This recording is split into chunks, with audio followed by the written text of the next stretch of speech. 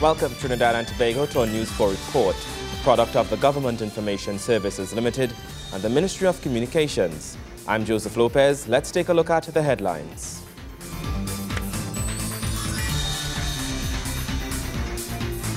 The government initiates consultations towards constitutional reform. UWI launches Masters in Technical Vocation, Education and Training.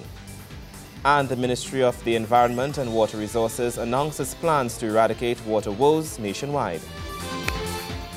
In our top story, constitutional reform will ensure that the liberties we enjoy under Section 4 will continue to be protected. In launching the consultation process towards reform, Prime Minister the Honourable Kamla Persad-Bissessor says the process means a step towards moving forward as a nation. 50 years after our constitution was first laid, come steps towards reform and change that will address the needs of an evolving nation. Prime Minister Kamla Persad-Bissessor, in heralding this movement through the National Consultation for Constitutional Reform, describes it as moving forward. Critical to this is ensuring participatory democracy. The reason Prime Minister Persad-Bissessor says all citizens must contribute in some meaningful way. Half a century after we severed the colonial umbilical cord and matured as a constitutional democracy, a frank evaluation and self-assessment is necessary. And so this launch of the Constitutional Reform Initiative presents us all with a very unique opportunity to contribute to shaping the supreme law of our land. We believe that the Constitution should reflect the collective will of the citizens of our country.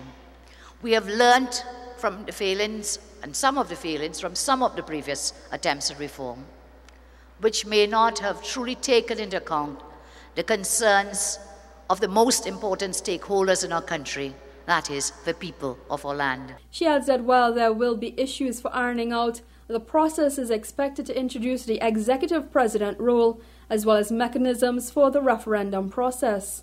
There, I am sure, many other issues which will surface in these consultations. Some have been adverted to by His Excellency, by Honourable Chief Justice, and indeed by Black Sage himself.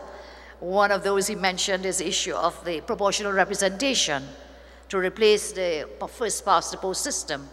That has been discussed over the past 50 years. I'm sure this is an issue that will come before the Commission for consideration.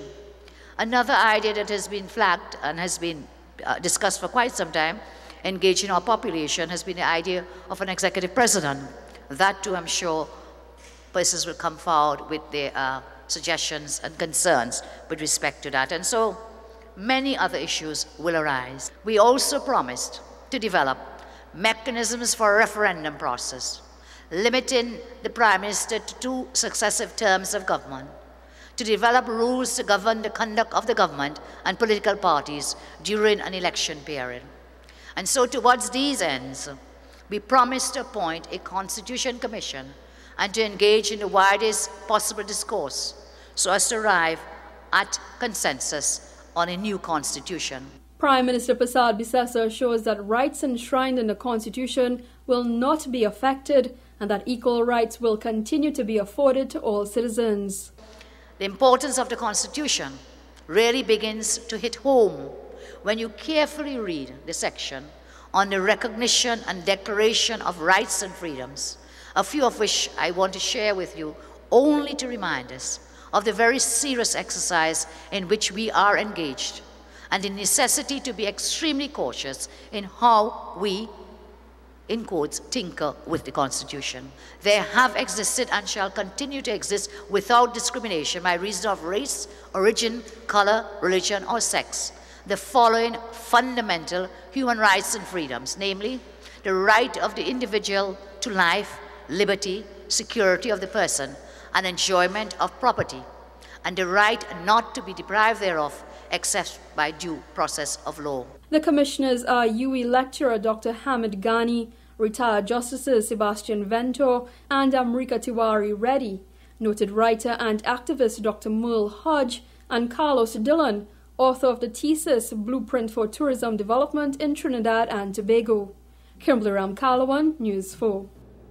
Meanwhile, citizens now have a chance to have their say in the way this country's constitutional reform takes place, as a nationwide series of consultations on its reform has commenced. Legal Affairs Minister, the Honorable Prakash Ramada, says proposed changes will seek to ensure fixed electoral dates are enshrined in the nation's governing laws, as well as among other changes that promote equality and fairness for all citizens. The voice of the people must be heard. That's the exclamation from Legal Affairs Minister Prakash Ramada, coming out from the launch of national consultations on constitutional reform. The process of consultations will go to communities across the nation, giving citizens an opportunity to have their say in the document that governs their lives and can further develop the nation. Speaking at the launch, Minister Ramada says it's the civic duty of all citizens to ensure their say in the process. How can we live our lives as patriots without a sense of belonging and the empowerment of knowing that our voices will be heard? We are embarking on these consultations in a spirit of true openness. We have already identified several suggested amendments to the Constitution, which I have listed, and which some believe are fundamental improvements urgently required. However, the voice of the people must be heard and must in no way be encumbered. Often, throughout the course of human history, nations are forced to assess and reassess their foundations in times of strife and turmoil, and on the anvil of urgency and unrest. However, Providence has granted us this opportunity to have this dialogue in a time of relative peace, able to bring to bear on the discussion of our future as a nation the wisdom of all of us, from the halls of academia to the root wisdoms of our families. Under the proposed amendments to the Constitution, a fixed date for elections will become part of the nation's laws as promotion of transparency and true democracy. Mandatory provisions for making local government an integral part of the governance process. A right of recall for non-performing parliamentary representatives. Fixed election dates both for national and local elections. Mechanisms for a referendum process, limiting the Prime Minister to 2 successive terms as head of government. Rules governing the conduct of government and political parties during an election period. We will establish a Constitution Commission to engage in the widest possible consultation as a prerequisite. The minister notes while this process comes in a timely manner as it affords for thorough changes, it also provides citizens a chance to write the future of our nation. Our reward for accepting and carrying out the duty of constitutional reform, which this moment requires us, will be the knowledge that we have left a legacy greater than that which was left to us. All of us, not merely those who are here today, but all the sons and daughters of Trinidad and Tobago have a duty to strive to build a better nation and to leave our legacy, to leave, and I repeat this, to leave as our legacy a democracy enriched, our duty fulfilled, and our promises kept. Kimberly Ramkalawan, News 4. After the break, UWI launches its Masters in TVET. Stay with us.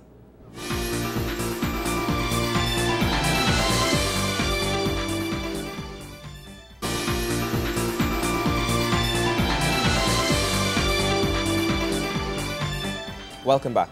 The University of the West Indies continues to make history as it launched its Masters in Technical Vocational Education and Training, TVET.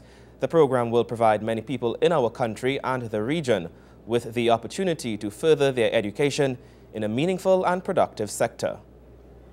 A sector which has for some time been challenged with a lack of qualified administrators and instructors, as identified by the Policy on Tertiary Education, Technical Vocational Education and Training, and Lifelong Education in Trinidad and Tobago.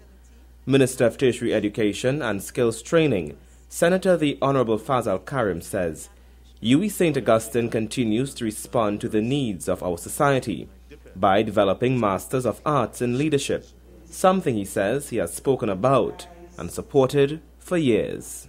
We have brought, after 51 years in Trinidad and Tobago, the University of the West Indies, for the first time in the history of this country, a Masters in TVET. No longer can we talk about the lack of parity of esteem at the highest level of institutional learning in Trinidad and Tobago and the Caribbean. We are here to stay.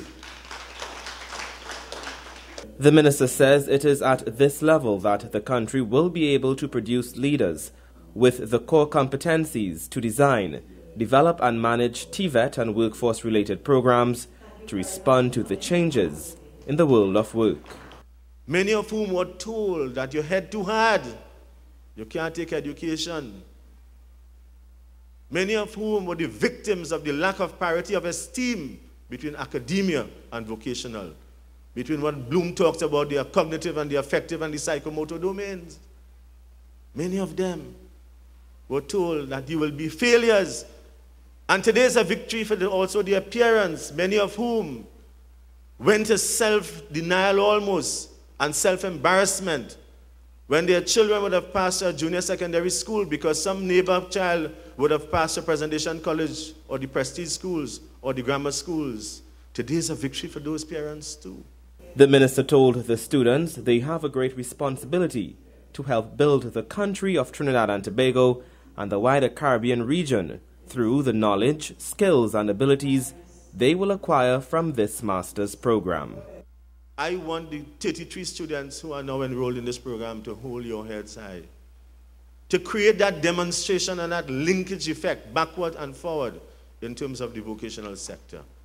Persons residing in North and Central Trinidad and other areas which experience water woes will soon no longer have to face that problem again.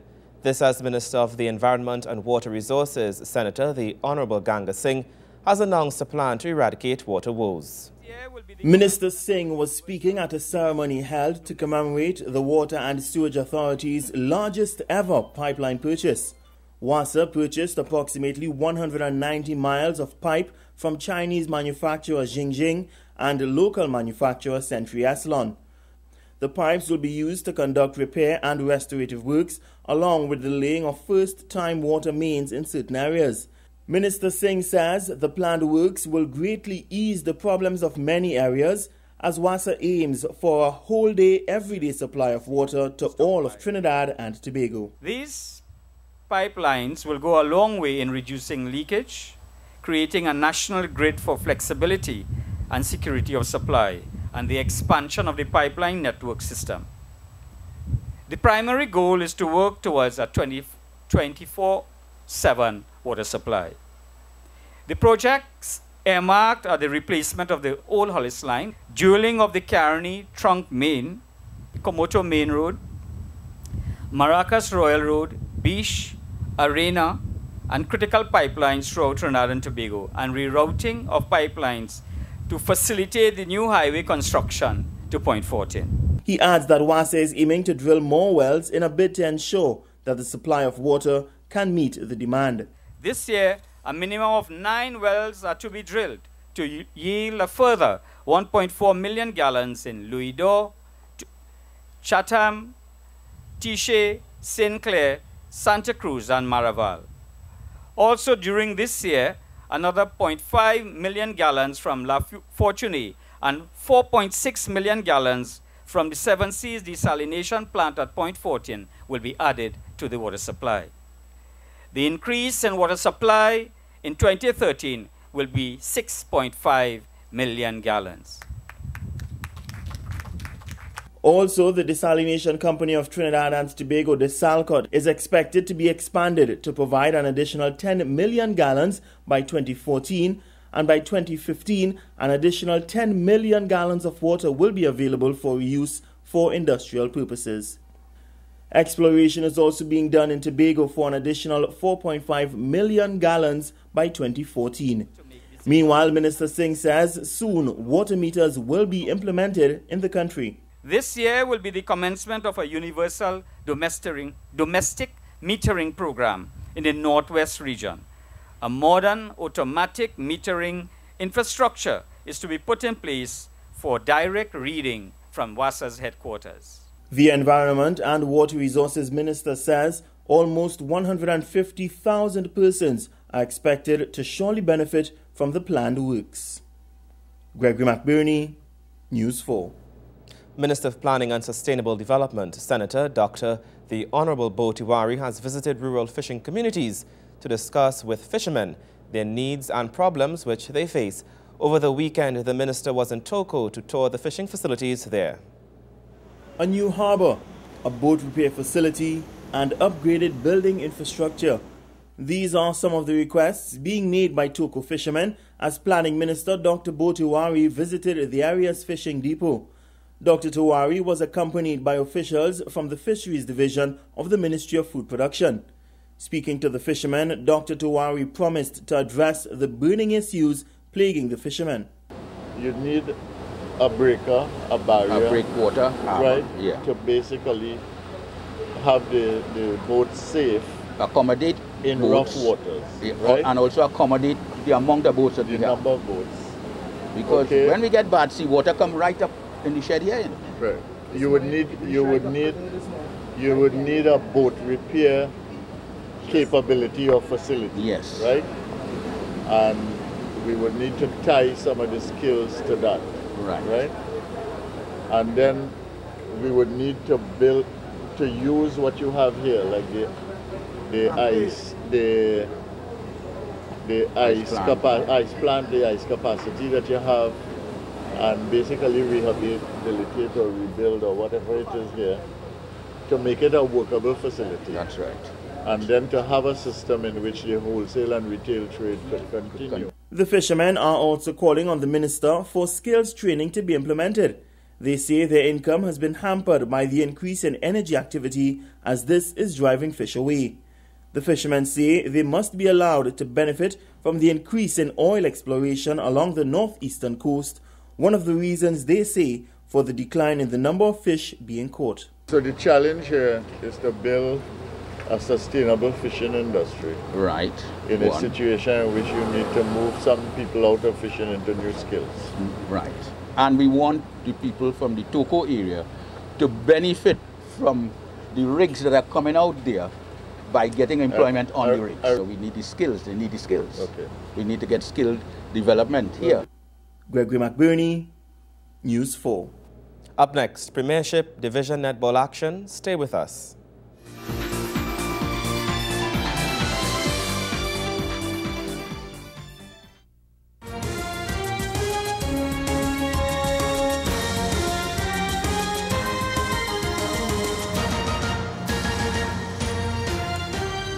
Welcome back. Netball news features in our sportscast.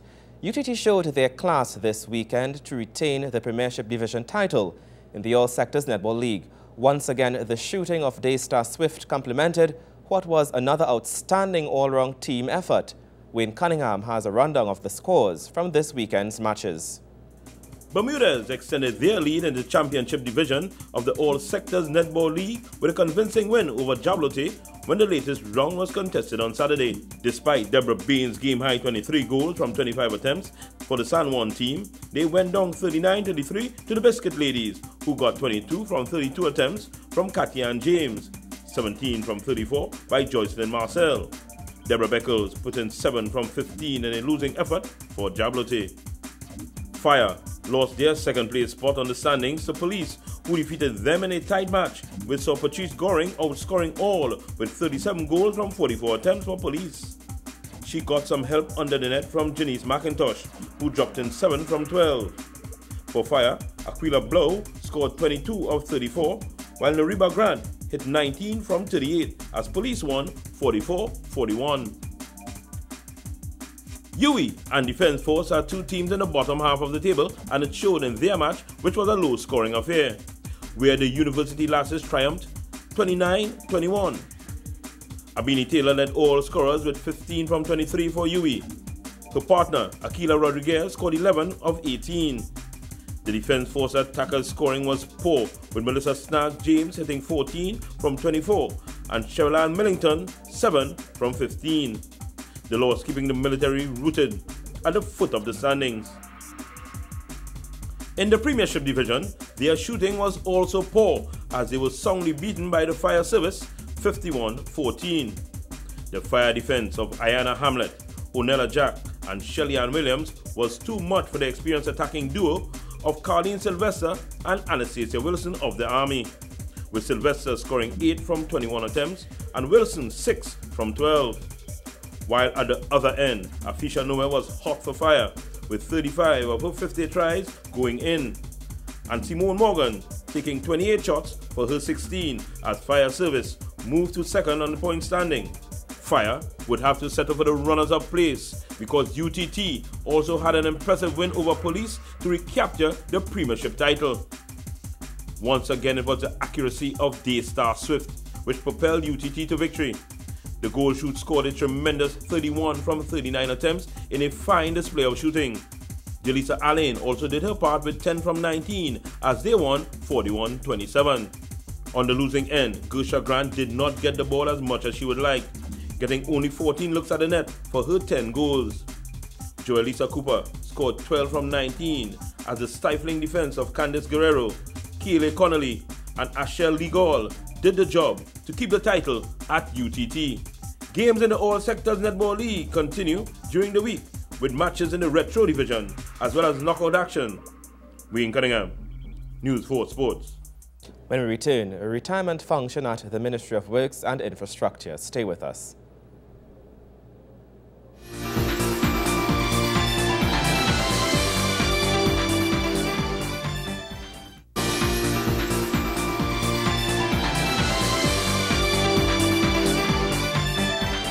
Welcome back. On the heels of her retirement as Director HR, Deputy Permanent Secretary, Mrs. Ruby James Myers was honored with a fitting function in honor for her sterling public service career. The occasion was a significant one as family, friends, and even government ministers came out in their numbers to pay homage to Mrs. James Myers, who dedicated 40 years in the field. It was a pleasant and fulfilling evening for all those in attendance who came out to show their love and support to the retiree Mrs. Ruby James Myers. A number of tributes came pouring in. A poem entitled Reflection of a Jewel, Ruby James Myers, depicted her life in the public service. But don't believe that Mrs. Myers is all about work.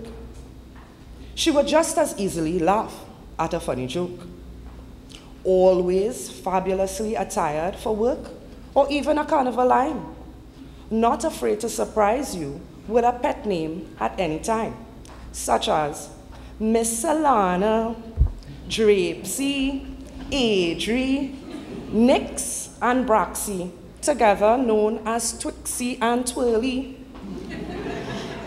Delivering remarks, Permanent Secretary Mr. Isaac James noted that Mrs. James Myers had spent 40 years in the public service, something which he describes as a sterling achievement.